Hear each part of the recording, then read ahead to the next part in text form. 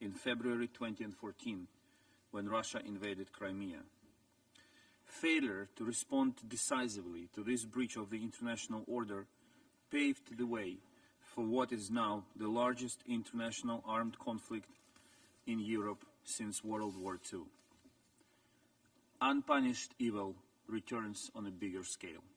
The reason behind Russian crimes during these 9 years boils down to one word: impunity. Russia felt it could get away with all of this. Therefore, the cure against Russian crimes boils down to one word too, and this word is justice. We therefore support the investigation by the Office of the Prosecutor of the International Criminal Court and are grateful to Prosecutor Hunt and his team's efforts. We are fully committed to continuing to work together with the ICC in the fight against impunity. We look forward to seeing the deliverables of the ICC investigation, in particular indictments and arrest warrants for those Russians who committed war crimes, crimes against humanity, and genocide. Accountability for core international crimes committed in Ukraine shall be comprehensive. There shall be no gaps or loopholes in it. Russia's political and military leadership must face justice too. Russia's invasion of Ukraine is a crime in and of itself, a flagrant violation of the UN Charter's prohibition on the use of force against territorial integrity of states. International criminal justice has important achievements in addressing genocide, crimes against humanity, and war crimes. But there is no international court or tribunal which can exercise jurisdiction over the crime of aggression against Ukraine. We must close this accountability gap and establish a special tribunal which will be able to do that. The crime obviously happened. The Russian invasion of Ukraine will go down in history as a textbook example of the crime of aggression. We cannot let it go unpunished. This would cause enormous damage to the international legal order and the rule of law. This is why it is so important to establish a special tribunal. Aggression is the mother of all crimes, meaning that all war crimes, crimes against humanity, and genocide stem from it. Together with our friends and partners, we gathered a core group on the establishment of the special tribunal. The group will play a leading role and become an ultimate platform for holding legal discussions, finding solutions, and paving the way forward. I therefore encourage you to join the core group and make your contribution to the establishment of the special tribunal. As of now, an international center for the prosecution of the crime of aggression in Ukraine will be established in The Hague, with the objective to coordinate investigation, preserve and store evidence for future trials. And we are grateful to our colleagues from the European Union and, of course, the Netherlands for this move. We look forward to the rapid establishment and beginning of operations of this center. This is an important step forward to ensuring accountability for the crime of aggression. Ukrainians hear the powerful voices of the entire democratic world in our support, which should be strengthened by resolute, coordinated actions. And I'm confident that our dialogue today will contribute to the creation of new effective initiatives and formats of cooperation on human rights protection and accountability.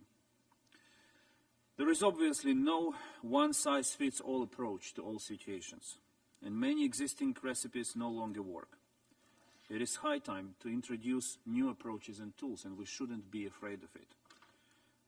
Let's do it together and prove that everything that seems impossible is ultimately possible when justice is our goal. Thank you.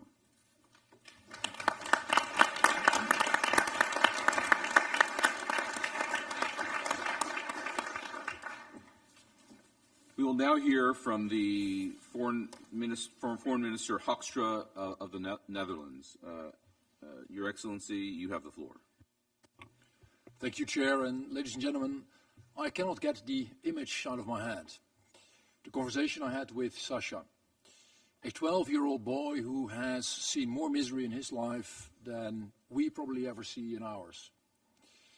He told me how his eye had been injured during a Russian missile attack, and how he had been captured by Russian forces, separated from his mother, and told that he had been adopted by Russians because he had no parents. And it was only thanks to the perseverance of his grandmother that he was able to escape the dark fate that had befallen on thousands of Ukrainian children. And I have to say that it truly grieves me how these children are being ripped away from their families, their culture, and their heritage. And how Russia is actually trying to eradicate the Ukrainian identity by targeting the most vulnerable. Ladies and gentlemen, 1 year after Russia began its unworded, unprovoked and illegal war in Ukraine, the crimes are simply piling up. Child abductions, sexual violence and torture. The shelling of schools, hospitals and houses, and the destruction of basically entire neighborhoods. This has to stop. And yes, eventually we all want peace, but the only way to bring about peace is by not tolerating this aggression. And as we look ahead towards a future peace, we must also look back to the flagrant violations of international law, atrocities we simply cannot ignore. And that is why the Netherlands is taking a leading role in ensuring justice is being done for the people of Ukraine in line with President Zelensky's peace formula. We are working to achieve full accountability for international crimes committed in Ukraine. Accountability that puts survivors' needs front and center, with a watertight judicial process that ensures that Russia doesn't get away with such crimes. And it is to this end we're supporting the quest for accountability. We're doing this bilaterally with Ukraine, via international coordination and investigative mechanisms, and of course via the ICC. And for this quest to succeed, we also need watertight evidence. And that is why the Netherlands is sending another 2 forensic investigation missions to Ukraine. And I would like to invite all state parties to the Rome Statute present here today to contribute to this effort and basically to do the same. As I've said, nobody should get away with crimes like these. And therefore we strongly support the establishment of the International Center for the Prosecution of the Crime of Aggression. This center, to be located in The Hague, will collect evidence that can be used to eventually try Russian leadership. And the Netherlands will host a register of damage claims arising from Russia's aggression. And we will soon be launching a dialogue group to facilitate the coordination of accountability initiatives together with Ukraine, the EU and the ICC. And here as well, I would like to invite all of you to join and support these accountability initiatives. Dear friends, we must do all we can to prevent further injustice. And by doing everything in our power to return children like Sasha to their country, to their parents, and to their loved ones. And that is why the Netherlands joined forces with Ukraine and Germany to make sure the world knows that Russia is systematically abducting Ukrainian children. And why we firmly support the new sanctions that the EU is planning. And I would urge everyone in this room today to join us in condemning these appalling crimes. Ladies and gentlemen, Sasha's grandmother traveled through Poland, Lithuania, Latvia and Russia, and then into Russian-occupied eastern Ukraine to get her grandson back. And she succeeded because she refused to give up. The Ukrainian people are still standing because they refuse to give up. And we must help them with the same resolve. And we must do so not only for the people of Ukraine, but for the future of all of us. Because the core values that bring us together here today of the United Nations are at stake. There can never be peace. And I say that again, there can never be peace in a world where crime and brute force prevail over justice. Thank you.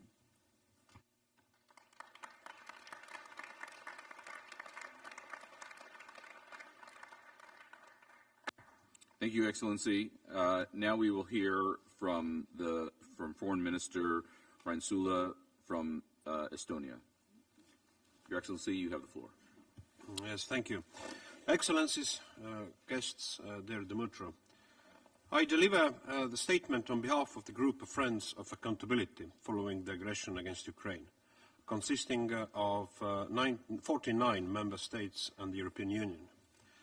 In one horrendous year, Russia's war of aggression has caused intolerable misery, innocent deaths and destruction of Ukraine. Reportedly, over 1.6 million Ukrainians have been forcibly taken to Russia. We have witnessed images and reports of indiscriminate killings of civilians, as well as unlawful attacks on civilian infrastructure, sexual and gender-based violence, and shocking reports of abductions of children. Such actions are unacceptable and constitute a violation of international law, wherever they occur, and must be met with the same strong response whenever they occur. Today, we will have the opportunity to hear first-hand testimonies from survivors and experts. In the eyes of the public, the credibility of our institutions, including the UN, rests upon our collective response. To ensure that all perpetrators are held to full account for the egregious violations of international law still playing out before us, and to defend the rights of victims and survivors. Reports of conflict-related sexual violence in Ukraine, targeted most frequently at women and girls, are of particular concern. Conflict-related sexual violence, including rape used as a tactic of war, is a blatant violation and abuse of international humanitarian law and international human rights law, and it can constitute a war crime and crimes against humanity. It must be met with effective accountability measures. In this regard, we welcome the cooperation between the government of Ukraine and the Office of the Special Representative for Sexual Violence in Conflict, and we commend the important work of civil society organizations. We are also deeply concerned by reports of Russian forces having relocated at least 6,000 Ukrainian children to camps and facilities across Russia for forced adoption and military training. Such actions are in clear violation of international humanitarian law and international human rights law and may constitute war crimes and crimes against humanity.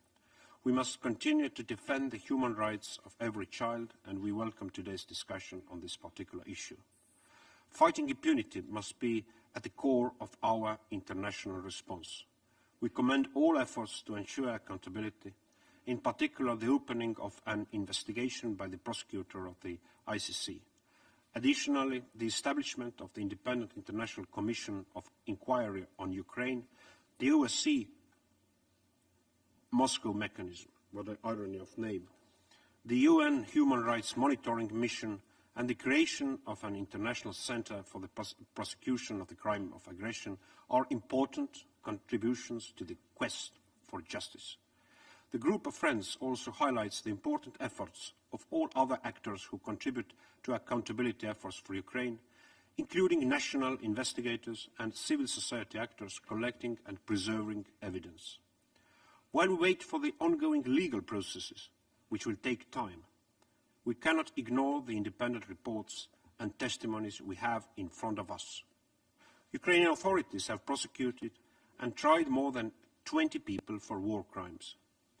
The Independent International Commission of Inquiry on Ukraine has found reasonable grounds to conclude that an array of war crimes and violations of human rights and international humanitarian law have been committed in Ukraine. The experts of the OSCE Moscow mechanism concluded that international humanitarian law and international human rights law has been extensively violated in the conflict in Ukraine. The mission also concluded that some of these violations were likely to amount to war crimes and crimes against humanity. The OHCHR monitoring mission has documented violations of international humanitarian law and international human rights law, such as unlawful killings, including summary executions of civilians in more than 30 settlements in Kyiv, Chernihiv, Kharkiv and Sumy region. The numbers from the latest report published yesterday are devastating, highlighting that the human cost of the war in Ukraine has left at least 8,000 civilians dead and more than 13,000 injured over the past 12 months. Today we will hear first-hand testimonies that the international community can't ignore. We need to continue to call out violations and condemn what is taking place. We recall the order on provisional measures by the International Court of Justice of 16th March last year that Russia shall immediately suspend the military operations that it commenced on 24 February last year in the territory of Ukraine. The principal judicial organ of the United Nations has stated it clearly. We call on Russia to comply, to stop the war. We, as the international community, must show that we will not tolerate any country trampling on the UN Charter. Thank you.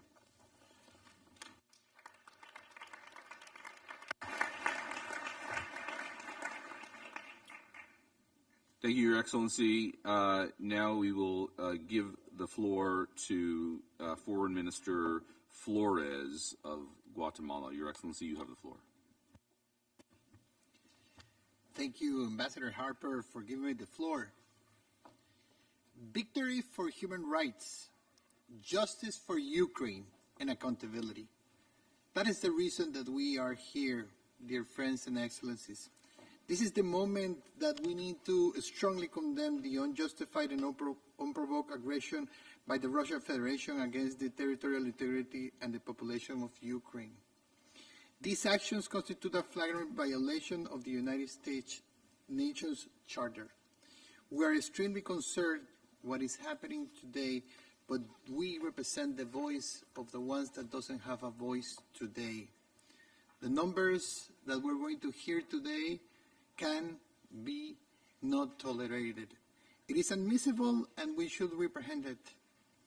For the reason that we are here together to prevail on peace, the UN General Assembly has recognized that Russia must be held accountable for the violations of the international law, international humanitarian law, and human rights.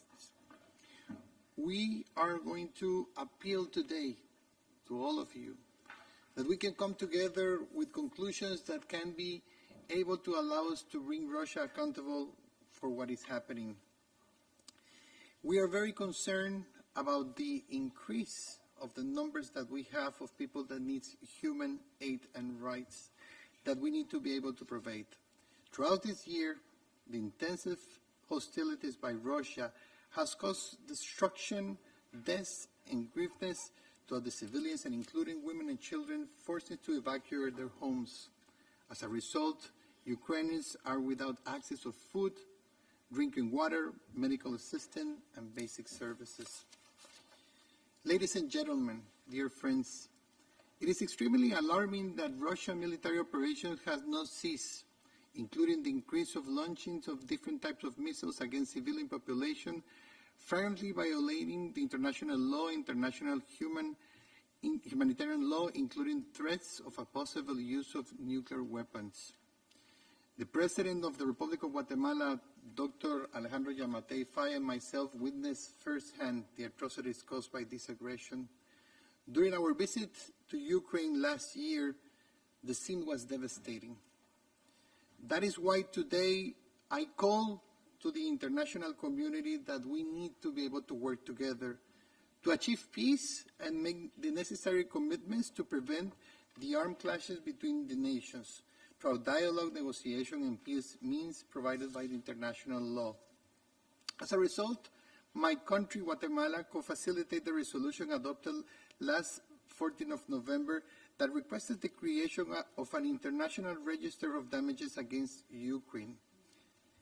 Guatemala also co-sponsored the resolution 49-1 of the Human Rights Council, which established the International Independent Commission of Inquiry to investigate the violations stemming from the Russian aggression against Ukraine. We have also supported all initiatives to seek the creation of a special tribunal for the crimes committed of this aggression. At this time, we need to raise the voice to end this conflict. Guatemala joins the call for a ceasefire to the end hostilities against civilians in Ukraine. Guatemala as a state that respectfully continue to respect international law and is very proud of the peace vocation that we have, call for diplomacy to be able to be prevented and integrated. Today, raise the voice for the ones that are needed. And the voices is theirs. No more life needs to be lost. No more civilians needs to be wounded. No more mothers needs to be able to suffer for the loss of their children. Accountability, victory for human rights is needed. Slava Ukraini.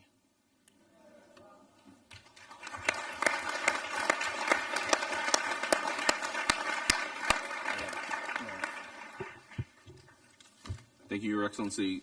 Now we will turn the floor over to the Minister Jolly of Canada, Foreign Minister of Canada. Your Excellency, you have the floor. Thank you, Ambassador Harper. Thank you for this opportunity to join all of you and my friend, Mitro, Minister Kuleba, and other ministers at this essential event to hear firsthand accounts of some of the consequences of Russia's aggression against Ukraine. Il y a un an, une invasion à grande échelle d'un voisin souverain semblait inimaginable, mais pour les Ukrainiens, c'est devenu leur réalité. Today, Ukrainians are not only defending their country from the evil of Putin and his enablers, they are defending their rights, the principles of the UN Charter, and the values of freedom and democracy that so many of us hold dear. There's no option but victory for Ukraine. Canada will be there to support Ukraine's fight for freedom for as long as it takes. And once they win, we will help them to recover. Last week, I was in Ukraine to reaffirm just that. I met with courageous and resilient Ukrainians from all walks of life who are passionate about rebuilding Ukraine once they are victorious. In our conversation, it was clear, for reconstruction to be inclusive and enduring, it must address both the physical and invisible impacts of Putin's war on men, women, and children, victims of the war. And so we must tackle the psychological marks of the war with the same seriousness and urgency as the physical scars. To heal the trauma that has been inflicted on the population, we must support survivors in seeking justice. This pursuit of accountability will be essential to achieving lasting peace in Ukraine. The efforts Ukrainians are making to provide relief to their fellow citizens, even as the war rages, is inspiring in a world awash in too much suffering. It drove home for me the need for the international community, of all of us, to continue helping Ukraine. Let me be clear. Russia's war on Ukraine is unjustifiable. It is illegal. Russian forces have committed and continue to commit indiscriminate and appalling acts across Ukraine. They have destroyed entire cities, targeted hospitals and playgrounds.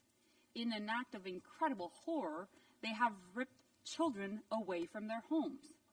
They have taken the lives of too many families. In Ukraine, I met with the prosecutor general to discuss his work to gather evidence and prosecute those responsible for crimes linked to the war, including conflict-related sexual violence. He is dealing, as we speak, with some 60,000 cases, and this number climbs with each passing day. The details included in each are horrific, yet those figures do not provide a full picture of the widespread human suffering occurring each of the 363 days of Putin's war. For every individual who is willing to tell their story, many others go unreported due to the stigma and feelings of shame, as mentioned by First Lady Zelenska a bit earlier. And I also met with Ukrainian police officers, psychologists, prosecutors, and investigators who are working to investigate and prosecute these crimes while supporting survivors of this violence. And Canada will continue to support them. Those responsible for this suffering will answer for their crimes. they will be met with the full force of the law. Canada welcomes Ukraine's case against Russia at the International Court of Justice, and we continue to support the International Criminal Court's efforts in Ukraine. We have also joined the core group launched by Ukraine, my friend Mitro, in examining the proposal to establish a special tribunal on the crime of aggression, a crime which may not fall within the scope of existing institutions. Together, we will leave no stone unturned as we identify the most effective ways to hold Russia accountable for its crime of aggression. This is also aimed at deterring others who are watching us, considering if they could ever challenge the rules. The emergency session of the General Assembly will meet today and vote tomorrow on a resolution on UN Charter principles underlying a comprehensive, just and lasting peace in Ukraine. Je sais que les Ukrainiens comptent sur le soutien de la communauté internationale pour les aider à parvenir à la paix. And Canada calls on all member states to support the resolution and, through it, to continue supporting the principles of the UN Charter and the people of Ukraine. Thank you. Yes.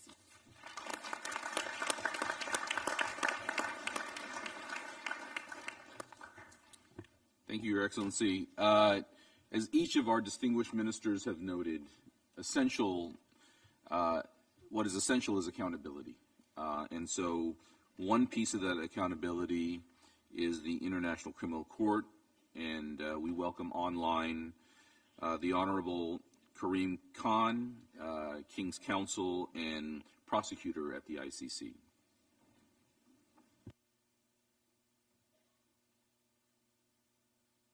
Distinguished foreign ministers, ladies and gentlemen, it's really a somber moment, and it's an awful and unwanted necessity to be assembled together today. As has been said by the distinguished speakers already, as is known to the world that have seen the pictures, that have heard the voices, terrible trauma and suffering has been occasioned to Ukraine and her people over the last 1 year.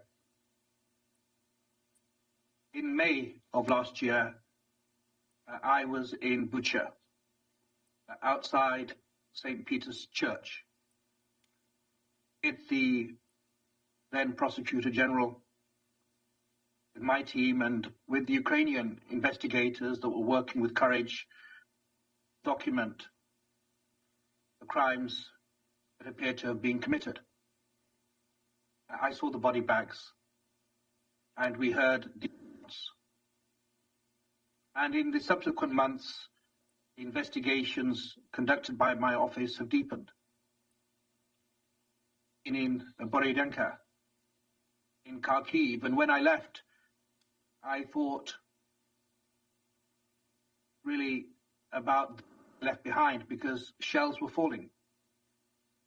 I left Kharkiv, my small team, and we went to Kyiv, but Ukrainian investigators and prosecutors remained in a city that was on the front line, and this is repeated across Ukraine. I said very clearly in Bucha that unfortunately and objectively, Ukraine was a crime scene. And the accounts that we have seen fortify the conclusion that manifestly, ever more vividly, we are certain that there are reasonable grounds to that Rome Statute crimes appear to have been committed in Ukraine. We've seen, and it's been mentioned by the First Lady of Ukraine and others, seen the pictures of the injured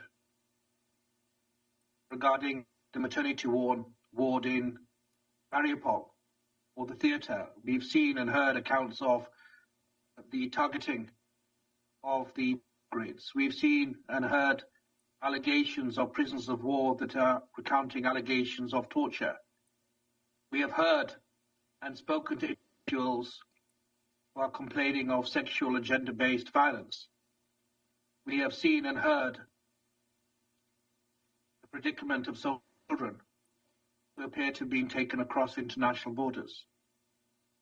And our joint responsibility is to make sure the law is on the front lines. It is not an optional extra. It is not something that we come to with a degree of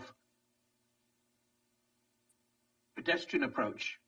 We need to act with dispatch while the bullets are being fired and as bombs are falling, because I have seen, either on the border of Poland, when grandmothers and women and children crossed the border early on, at the end of February and beginning of March, that the law matters to individuals.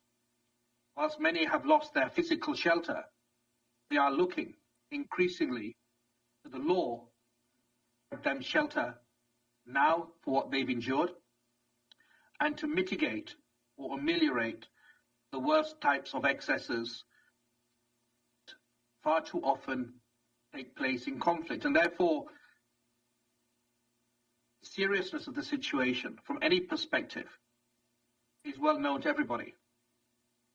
And yet, in the despair of uncertainty, we have also seen numerous times courage, indefatigable energy, and determination to survive, to prosper, and to succeed.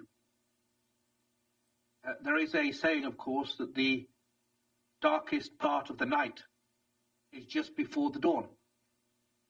And God alone knows whether or not we have seen the worst, but we pray so.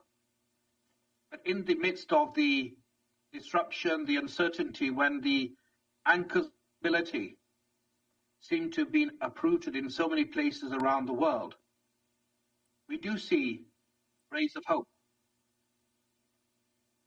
In an unprecedented move, within 48 hours of my invitation, 39 states spoke with one voice from all corners of the world that the situation in Ukraine should be referred to my office.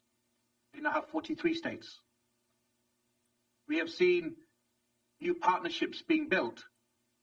The Foreign Minister of the Netherlands, Wopke Hoekstra, has to be applauded, as does the government of the Netherlands, in pioneering with my office a unique, novel, rotational model for forensic experts to go under the of the ICC to help document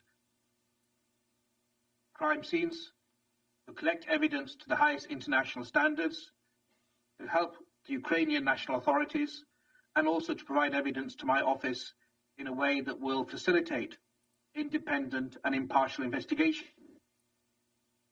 Since May of last year, we've had a continuous field presence in Ukraine. We've partnered also with, for the first time in the history of the office, with a joint investigative team, 7 states now under the auspices of Europe. And we've also tried to build new bridges, realizing that there's no space for disinterest. There's no space for spectators. In this battle conscience of humanity, this imperative that the law is rendered effective in this critical moment of world affairs. It's something, for many reasons, has to transcend Ukraine and galvanize us all to do better when it comes to adherence of law. And so we've also partnered with the Genocide Network and also Eurojust to produce civil society guidelines to make sure that those brave and enthusiastic documenters can also be given some guidance, facilitate their work to document as first responders and also refer matters to the national prosecution agencies and the office. So in the darkness of the hour, we do have these rays of hope. And the lesson that does need to be understood by all of us as students, all of us with tea, is that the law must be seen to be potent. So this moment is a moment of opportunity, but for us to deliver on that, I would also, with respect, echo wise words, if I may say so, of the First Lady of Ukraine, And she said a few minutes that human rights, like the air, have no border. It's really important. And the prosecutor of the ICC is not any state or any government, and is not against any state or any government. The prosecutor of the ICC must be to be a friend of humanity and a servant of justice. And the simple truth of the matter is, we need to use this moment also to make sure that the concerns that are here in various parts of the world, particularly the global south, are addressed, and we use this moment to give rise to any arguments of exceptionalism or of selectivity. And well before the situation in Ukraine really went over the tipping point in February the 24th of last year, that was the most recent, of course, aggression. I said on the 16th of June 2021, a year and a half ago, when I was sworn in, that I'm not in the export business. I'm not selling a product to states. That the Rome Statute that I've sworn to uphold and apply independently and impartially is not the law of Italy. The Geneva Conventions are not the law of Switzerland. And I said that for a reason. I continued that this law that we apply is not the property of the global north, any more so than it is of the global south. It unites people because it is the lost property of humanity. The Islamic world and the Christendom. You look at the Talmud, you look at the teachings of Confucius or Buddha, that in all countries, in all cultures, in all nations, in all people, resonate or find voice in fundamental principles of humanity that bind us together. And I think this realization that who is a friend for justice and who is an enemy to those that would commit genocide, crimes against humanity, or war crimes anywhere in the world, provide this or constitute a singular moment for us to come together and do better across the world. We've tried to show that dynamism in a number of situations. In Libya last year, we applied for new warrants. We've tried to increase our field presence, not only in Kyiv, or in Cox's Bazar, or in Caracas and in other parts of the world. We're trying to move forward with confirmation hearings in Joseph Kony case, to move forward. And if we seize this moment of opportunity, if we realize with greater acuteness, the law is not something that can be taken and left. It's not part of an a la carte menu that we can choose what we want. This dark moment, this moment of uncertainty for Ukraine, can be a moment for us to together as humanity and show the victims, the survivors, the very courageous people that are going to speak in a moment, that from Kyiv to Cox's Bazar, from Kharkiv to Khartoum, international justice is on their side. And if we do that, perhaps we can move more positively in a better direction to make finally, once and for all, in the 75th anniversary of the Universal Declaration of Human Rights, we deliver on the promise of never again and the prayer of a world with more justice and less crime. Thank you so much.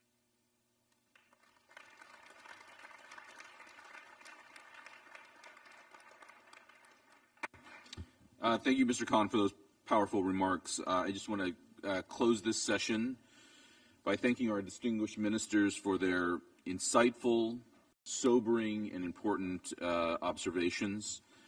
Given the time, I'll just close by saying this. I want to recall what this building is all about. Where is the Secretary General? This building Where is he? is about, Violation of the UN Charter. this building is about the international rules-based order and upholding it. And Russia's aggression has been the most glaring vitiation of that of the UN Charter and of what this manifestation, this institutional manifestation, is all about. And so, as every one of our distinguished ministers has observed, accountability is essential. Staying steadfast in our resolution to end this conflict and to bring accountability is our mission. So with that, I will close this panel. Thank you all for your remarks.